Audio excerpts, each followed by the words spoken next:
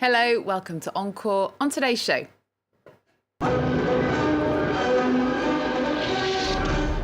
from Apocalypse Now to Platoon, from Graham Greene's The Quiet American to Michael Herr's Dispatches, when you look around the so-called best books and films about the Vietnam War, few are from Vietnamese voices.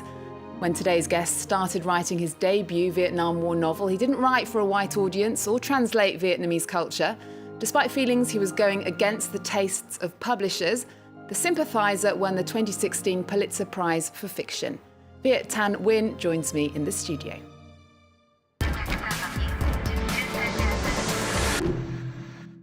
Viet, welcome to the show. Thanks for having me. Thank you for being here. Congratulations on the success of the Sympathizer. Thank you. Now, when you started this novel, you were adamant that it wouldn't fall into the minority literature written for a majority audience. What was the mission of this book? Was it to fill a void? Well, I think it was definitely to address this larger understanding of the Vietnam War that Americans have, which is the world's understanding, because American culture is so powerful, like Apocalypse Now, as you mentioned. People all over the world have seen the American perspective, but not too many people have heard how the Vietnamese have seen this history. Well, there are references to Apocalypse Now in your book. So many films have been made about Vietnam. I just want to remind viewers of some of them, and then we'll talk about it. Okay.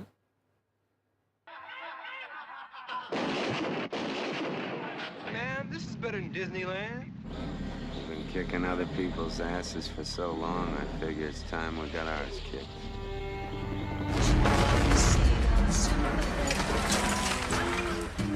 Good morning, Vietnam! 13,000 miles. It's a long way to go to fight a war.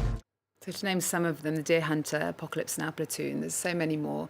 Is there a Vietnamese Hollywood movie that you find accurate, is the one that you like, or do you feel like they all miss the point? No, I think they are accurate in the sense that they capture some American understanding of the war, but of course they're all based on the American perspective, and the Vietnamese are simply the backdrop for this American trauma that Americans want to play out over and over again.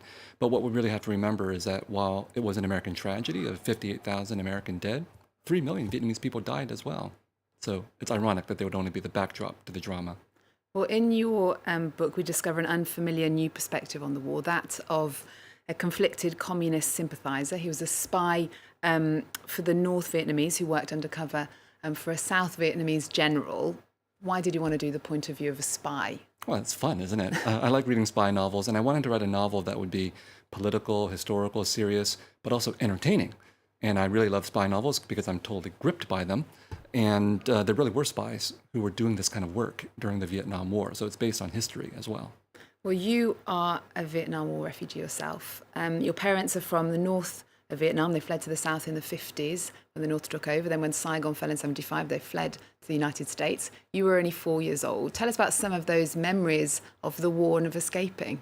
Well, fortunately, I didn't remember anything about the war and escaping because I was 4. But my memories really begin when I arrived as a refugee in the United States along with 150,000 others. And we were all put into refugee camps. And the only way to leave was to be sponsored by an American family. That's when my memory begins, because I was separated from my parents at 4 years of age and sent to live with a white sponsor family, which I found rather traumatic. And then I grew up in a Vietnamese refugee community where the stories I heard from other Vietnamese people were completely not like what I was seeing in these American Vietnam War films. And you talked about the challenges in writing of growing up Vietnamese in California, which happened later, and then you went to quite a posh private school. When did you realize there was this conflict in the United States about the feelings of the Vietnam War? I think probably when I saw Apocalypse Now. I think I was about 10 or 11 years old, and it was one of the early movies that I saw on this new invention called the VCR. And I'd been a fan of American war movies. I thought of myself as an American, identified with these American soldiers, until the point in Apocalypse Now where they started to kill Vietnamese people who had nothing to say. And that's when I felt that there was this split between how I was seeing this experience, how the Vietnamese refugees were seeing this experience, and how Americans were. And now your parents are prosperous. Your brother is a doctor who works for the White House. You're a professor, also a Pulitzer Prize winner now. Do you think about what life could have been like?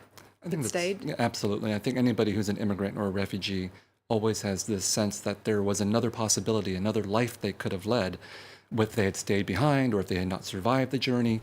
And I think in that sense, we're all at least a little bit haunted by this other possibility, this alternate universe we could have ended up in. And after the novel was published, you got letters from people who accused you of being ungrateful to the United States. A vast section of rural Americans in the Deep South, for example, they weren't buying the book. The day before the presidential election, a novelist told you on Twitter that you were not an American author, and your Pulitzer was an American prize that shuns the real America. What's your response to that? And what kind of political work is this, do you think? Well, I think America has always been divided. It's always been contradictory. There's the America of liberal hopes and expectations, the American dream, and then there's the America that's more nationalist, more fearful, more xenophobic. And these tensions have always existed, but in the contemporary moment, because of the election of Donald Trump, we see these splits becoming even more visible, and it affects even the literary world. So I was actually not surprised to get these kinds of letters or these kinds of comments, because I'm well aware that these sentiments continue to exist in American society. Is this a political book? Of course.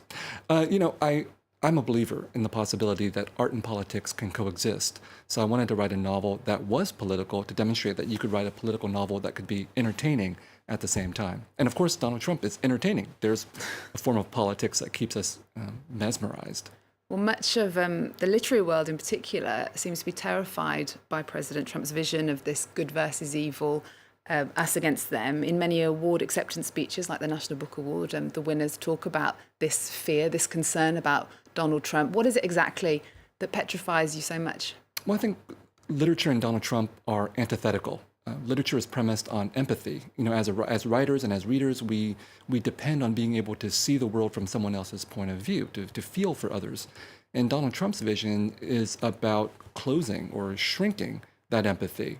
When he says, make America great again and you won't be forgotten, he's not talking to all of America. He's talking to a very specific segment of the American population, and you can't do that as a writer. And were you concerned about your book being published at a time when America was showing these feelings of us against them?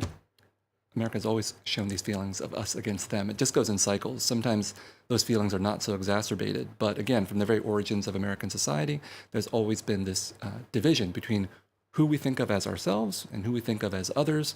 And these feelings erupt periodically in times of war. And you're working on a sequel. After finishing the book, it seemed like there was an end. But tell me about this sequel. What are we going to see in it? Well, I'm going to give away one part of the novel, which is that the narrator, the spy, lives. And when I set out to write the novel, I didn't think of a sequel. But when I finished the novel, I thought, I'm not done with him. He's not done with me. I want to know what happens to him next. And in fact, what happens is that he goes on to Paris. He's half French, half Vietnamese. He's done with the United States, and he's going to go to Paris to try to figure out what the French side of him is. You have quite a big love, a quite big interest, just for that, for example, in France. And you said that you're thinking of sending your son to a French-speaking school. Tell us about this love of French. Well, I think Vietnamese people are very familiar with French culture because we were colonized by the French for a century or so. And like most colonial relationships, it's a sort of a love-hate relationship. We didn't like being colonized, but nevertheless, we've been deeply influenced by the French. And so I think that residue of colonial history stays with me. And it's one of the reasons why I'm attracted to being here in France, to try to understand what that means for Vietnamese people. And you spent the whole summer here in Paris. Tell us about your experience. Well, I've been to Paris before, so I've done all the tourist things before. So mostly I was in Paris sitting in my apartment trying to write, which is also a very Parisian experience for some Americans who visit here as writers. And now we're going to move on to the part of the show where we talk about your top cultural picks. What's your favorite book of the moment? My favorite book of the moment? Well, I just read Abdel Ataiya's Infidels, or Infidèles, and I thought that was a fabulous novel about the experiences of being queer and Moroccan and in France. And then I'm currently reading Laurent Binet's The Seventh Function of Language, which is about Paris in the 1980s, which is where my novel is set too. And do you have a favorite song? I Just Can't Get Enough by Depeche Mode, which shows my age, I think. But I loved that song when I first heard it in early 1980s. I still do whenever it comes on. So you're still listening to old music? Of course, I'm old. And tell us, what was the last film you saw?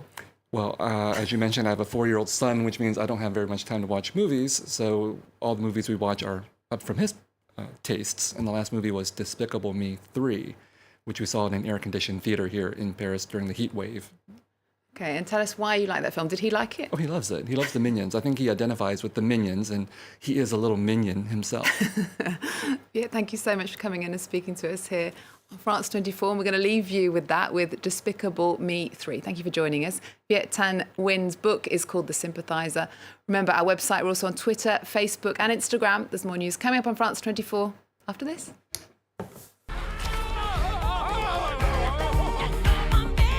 Hello, Gru.